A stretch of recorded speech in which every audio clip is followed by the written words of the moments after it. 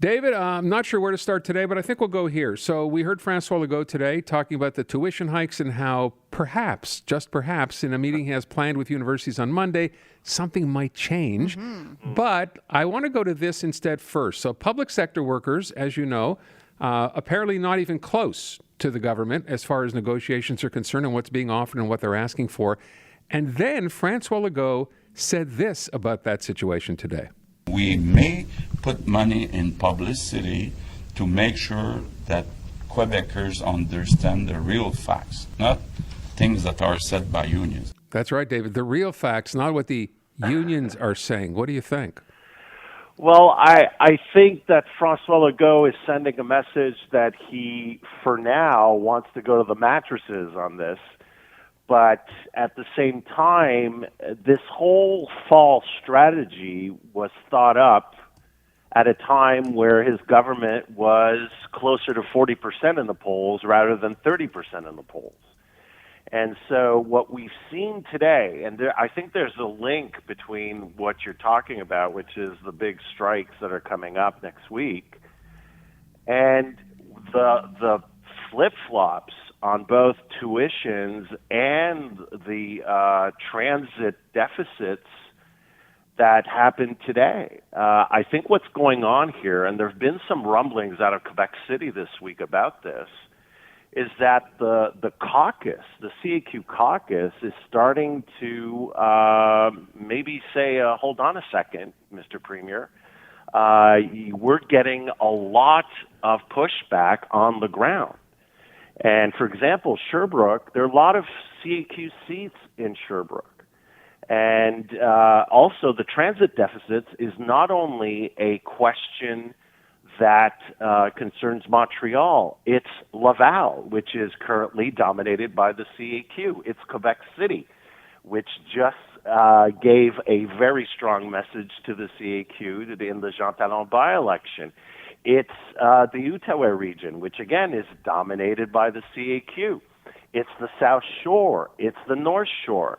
And so the idea here, I think, is while François Legault is trying to show a brave front and saying, okay, we're gonna fight back against the unions, if the unions can play this the right way, and can actually continue with the type of messaging that we've been hearing, putting forward what's going on with the teachers and showing the human face of what's going on in our schools, you're going to get more pushbacks because, again, this CAQ caucus is feeling something that it hasn't felt in 5 years, which is this has now become an unpopular government in the regions, in the places where the CAQ built up that very strong base that's been unbeatable so far in the last 5 years.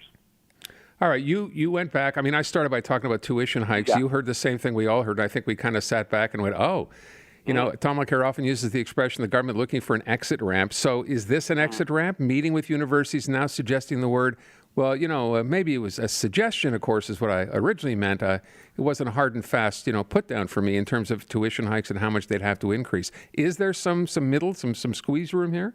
I think there definitely is. There has to be. He's already basically conceded Sherbrooke. I mean, I think Bishops is out of the hole with what he said about Sherbrooke. But for McGill and Concordia, I mean, he's down to saying, well, will they at least admit that French is in trouble in Montreal? We're very far removed from Jean-François Robert saying we're hearing students speak too much English at the corner of McGill College in Sherbrooke. And that's it's a direct attack to the Quebec nation. And the next day, Pascal Derry making this ridiculous claim that $110 million is going to tie over all the problems in university financing in Quebec. So he's stepped it down quite a bit. And that's the difference again. This poll and its effects, the CAQ government has gone from 53% popularity in terms of satisfaction to 40%. Forget about the 34 to 40. You can play around with that for writing, et cetera, et cetera.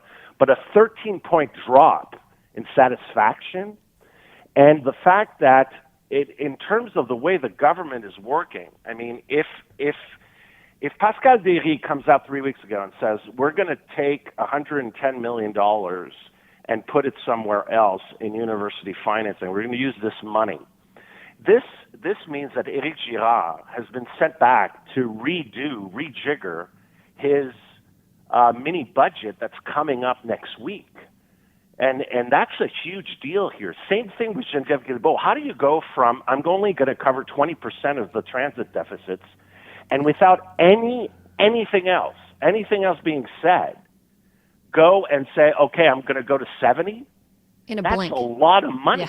Yeah. And what happened between last Friday and this Friday? The poll and François Legault's reaction saying, I feel saddened by this. Yeah. He took it personally because this tells you about how this government works. This all begins and ends with François Legault's ego. Mm-hmm. This is about him. Everything is taken through his prism, his way of looking at things.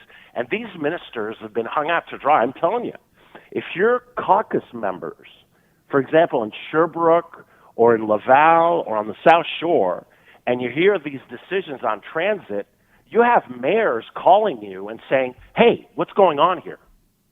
And you're getting a lot of pressure from people. Same thing with parents calling, hey, what's going on? What you're going through, Natasha, you've got thousands, tens of thousands, if not hundreds of thousands of parents going through the same thing right now. Exactly. And some of them know their M&A, know their ministers, and are saying, what are you guys doing? And so it's something that is very, very troubling that basically now we're finally, because there's been people who know François Legault know he's like this. This is all on emotion. This is all basically on feeling. It's a lot on improvisation because there's absolutely no data to this day. François Legault, 3 weeks into this on the tuition thing, no data tying a foreign student's English language speaking in Montreal and the perceived decline of French in Montreal. Not an iota of data. Yeah, but David, he made that conditional on his meeting with those university presidents, right? The fact that they would respect the fact, or at least acknowledge the fact, that French is threatened in Montreal. Yeah, and to that point, McGill had $50 million to promote French. Yeah. Remember? Mm-hmm. And they canceled that.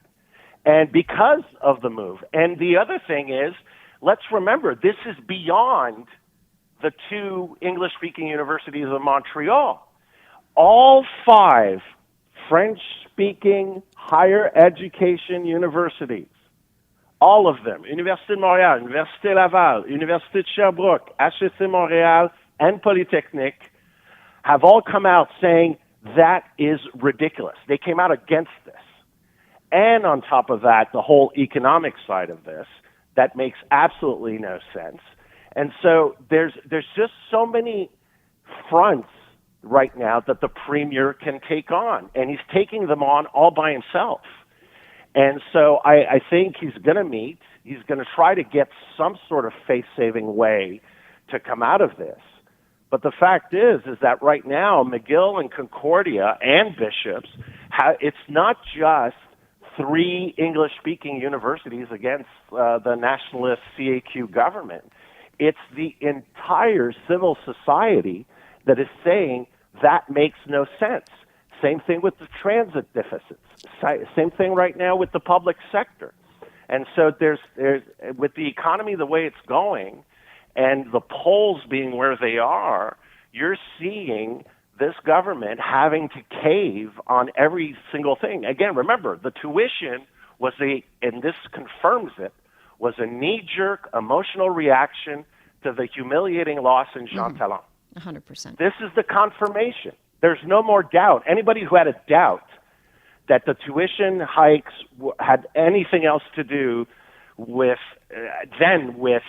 the loss in Jean Talon and the humiliating loss to the PQ, you can't think that there's anything else. If you're willing to backtrack the way he's backtracked today, it's the same thing. It's exactly because he was personally humiliated Yeah. and he was lashing out the only way he knows how, the only way he's been known to do for the last 25 years is to go full throttle nationalist on emotion, no factual basis, and trying to go back to the well that got him where he is today.